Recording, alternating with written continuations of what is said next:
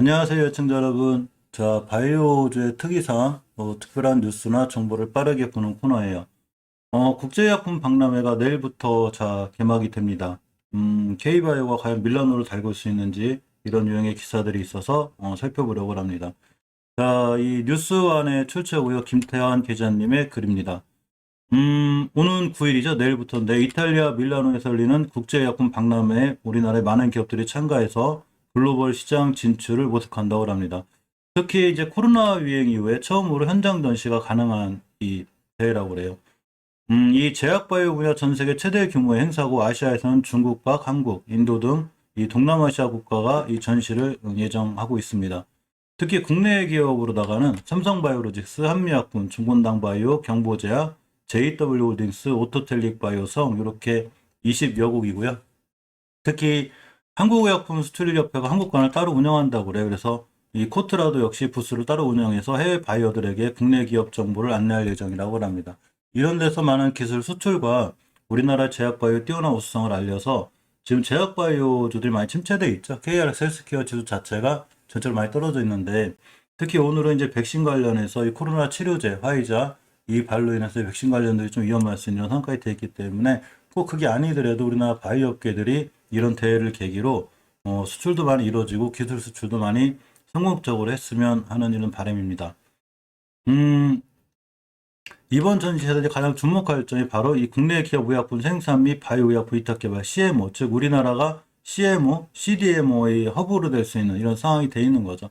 특히 모더나의 이제 코로나19 백신 위탁 생산으로 아시아 백신 허브로도 약한 바로 삼성바이오로직스죠. 전 영상에서 제가 이 삼성이 제2의 반도체로다가 제약바이오를 키울 거고 그 중심에 삼성바이오로직스가 있다고 제가 말씀드렸습니다. 이 종군당 관계사인 경보제약이죠. 경보제약도 역시 기존 핵심 사업인 학성의약품 원료 해외 수출 논의와 함께 CDMO 신사업을 홍보한다고 합니다. 결국 경보제약도 CDMO 사업에 잘 뛰어들었기 때문에 꼭 성공해 주었으면 하는 바람이고, 자, 이 JW 홀딩스가 FDF 완제의약품이죠. 이 전시관에 독립부스를 설치하고 의약품 헬스케어 제품을 전시하기로 하였습니다.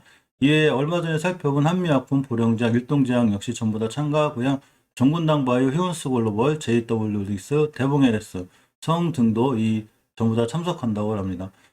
이 한국 제품에 대한 관심을 높일 수 있는 기회이기도 하고 또 우리나라의 좋은 기술력을 보일 수 있는 기회이기 때문에 내일부터 열리는 국제제품 박람회에서 우리 기업들이 좋은 성과를 거두었으면 하는 바람이고, 몇 가지 여기서 이제 우리가 주식을 하는 사람이다 보니까 현재 주가들의 위치가 어디인지 한번 보려고 그래요. 항상 현재 주가의 위치 볼 때는 월봉을 보는 게 중요한데, 먼저 그동안 많이 살펴본 종목 외에 이 경보제약의 잠깐 이슈를 살펴보면 일단 적자 전환은 했습니다. 자, 역시 뉴시스의 기사고요.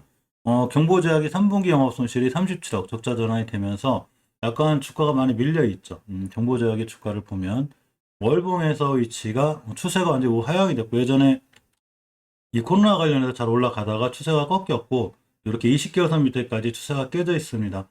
이제 제법 많이 떨어졌기 때문에 사실은 이제 제약바이오주들이 많이 떨어질 만큼 떨어졌어요. 그래서 더 이상 밀리지 않는 게 중요한데 더 이상 밀리지 않을 것 같은 개인적인 좀 생각도 들고, 일단 경보제약 같은 친구 대응할 때는 주봉에서 5주선을 완벽히 돌파하고 안착해줘야 추세가 전환이 되는데 아직 5선 따라 흘러내리고 있죠. 그렇기 때문에 추세가 완벽하게 전환됐다고 보기는 힘들어요.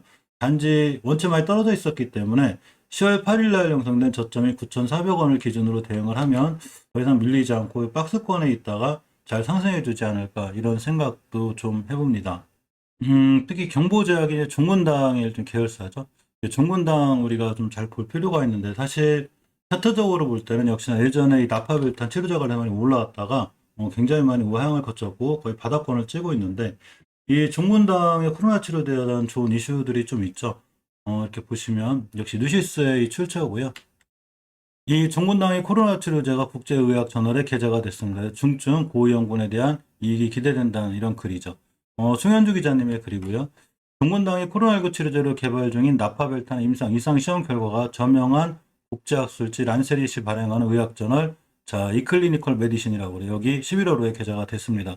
논문에 따르면 해당 임상이 코로나19 폐렴으로 입원한 중등증 및 중증 환자를 위한 표준 치료에 나파모스타트, 나파벨탄이죠. 이게 병용 투여한 환자군과 표준 치료 환자군을 비교해서 임상적 개선 기간을 확인하는 방식으로 진행이 됐는데 임상 결과 104명 환자에선 두 치료 공간 유의한 차이가 확인되지 않았습니다. 하지만 조기 경보 점수가 7점 이상인 고위험군 환자 36명에선 표준 치료에 비해 임상적 개선 기간을 단축하는 결과를 보였다고 합니다. 자, 무슨 얘기냐면 고위험군 환자에 대해서 굉장히 좋은 효과가 있었다는 얘기죠. 이들 고위험군의 임상적 개선에 걸리는 시간을 대조군보다 3일 단축시켰는데 10일째 분석에서 나파벨탄을 더해 치료받은 고위험군 환자는 61.1%의 증상 개선율을 보였고 표준 치료군은 11.1%에 비해 엄청 많이 올라간 거죠. 28일째 분석에서는 94.3%의 증상 개선율로 표준 치료군보다 훨씬 높았습니다. 이 뉴스는 입원 환자의 사망률을 예측하는 주요 표지자로 호흡률, 맥박, 수축기, 혈압의식, 유무, 산소 포화도, 체온 보조산소 등 7가지 지표를 점수하게 되는데 논문에서 발표하기를 산소치료를 받는 고위험군 환자의 치료에 이익을 줄 수 있는 걸로 평가하고 대규모 환자 대상 3상 진행이 타당하다는 결론을 내렸습니다. 자, 이렇게 좋은 기사에도 불구하고 종군당의 주가도 역시 바닥을 치고 있지만 이제 웬만큼 떨어진 만큼 떨어지지 않았나 싶어요. 보통 기술적으로 보면 예전에 바닥권에 있던 아주 밑바닥 가격이 있는데 여기를 저번 달에 찍었고 물론 이제 우린 이거를 가격 조정이라고 하죠. 엄청난 종이 들어왔는데 여기서부터 횡보, 저 기간 조정이 적당히 있은 후에 다시 한번 반등해주면서 바이오주들이 살아나지 않을까 이렇게 생각해보고 역시 종근당 바이오든지 스푸트니크 V 관련주이자 마찬가지로 종근당 행보와 같이 움직여야 되는데 많이 떨어졌죠. 예전에 보통 16,000원 하던 게 이제 고점인 11만 원대 거의 7, 8배 올라가면서 이제 부채를 많이 겪었는데 어느 정도 하락세가 멈춰두지 않을까라는 생각을 해봅니다. 특히 저번 달에 이 저점, 그러니까 4만 원대를 이탈하지 않는 선상에서 대응하는 게 맞고 이런 자리들을 잘 지켜주면 옆으로 가다가 순간 또 한두 번 급등할 수 있는 이런 상황까지 오죠. 어쨌거나 코로나 치료제 긍정적인 효과나 발표가 나면 정보제약이나 종근당바이오 정도는 좀 잘 움직이지 않을까 싶어요. 왜냐하면 이 원체 많이 떨어졌다는 얘기죠. 바닥권까지 거의 많이 밀려있기 때문에 더 이상 뭐 어디 밀려야 갈 듯 없긴 하지만 어쨌거나 이건 제 생각이라 모든 투자에 대한 판단, 책임은 본인에게 있습니다. 하지만 너무 급격하게 떨어졌기 때문에 이렇게 V자로 딱 반등한다기보다는 일단 옆으로 가면서 5주선 회복, 돌파 안착, 기간 조정, 즉 기간이 좀 필요하다는 얘기죠. 어느 정도 시간을 갖고 이렇게 반등할 수 있지 않을까라는 이런 생각을 해보고 휴온스 글로벌도 대표적으로 스푸트니크 V 관련해서 잘 연결이 돼 있었는데 스푸트니크 V가 백신 관련주다 보니까 화이자 치료제 관련주, 머크 치료제 관련해서 많이 밀리기도 하고 또 이 스푸트니크 V의 지지부진한 행보로 인해서 WHO EMA 승인이 안 나죠. 많이 떨어졌는데 역시나 휴온스 글로벌 같은 경우에 지켜줄 자리, 즉 주식은 월봉에서 20개월 선을 잘 지켜주는 게 중요한데 이런 자리들을 얼마나 잘 지켜주느냐에 따라서 반등할 수 있는 이런 여지가 되기도 합니다.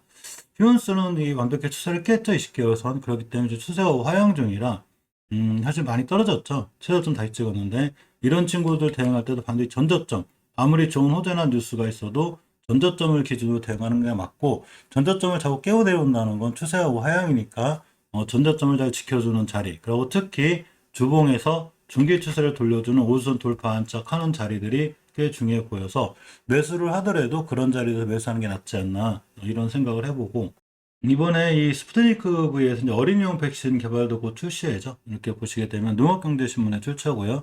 자, 스푸트니크 V가 어린이용 백신을 개발을 곧 출시할 건데 휴온스 컨소시엄 구성 자체가 이제 휴메딕스, 휴온스 글로벌, 그러고 이 프레시바이오파마, 프레노로직스죠. 전부 다 백신 관련주들이 굉장히 크게 치료자 간의 부침을 겪고 있는데 어쨌거나 백신은 계속 꾸준히 필요할 것 같기도 하고 많이 밀려 있어도 언젠가 돌아 나가지 않을까 싶습니다. 주식이 또 끝도 없이 올라가지만은 않듯이 끝도 없이 떨어지지만도 않기 때문에 결국 돌아나긴 할 건데 아직은 추세를 전하려는 기술적으로 추세를 전하려는 자리들이 필요하기도 합니다.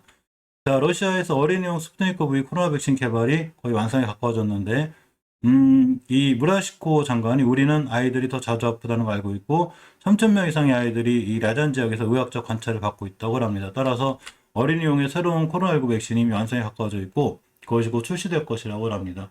잘 돼서 전체적으로 우리나라 지금 백신들도 많이 무너져 있고 특히나 스푸트니크 V 관련들이 원체 많이 떨어져 있기 때문에 시간의 단일가 매매 종료되었습니다. 좀 좋은 이슈나 이런 걸로 인해서 스푸트니크 V 관련주들도 많이 좀 살아났으면 하는 개인적인 바람입니다.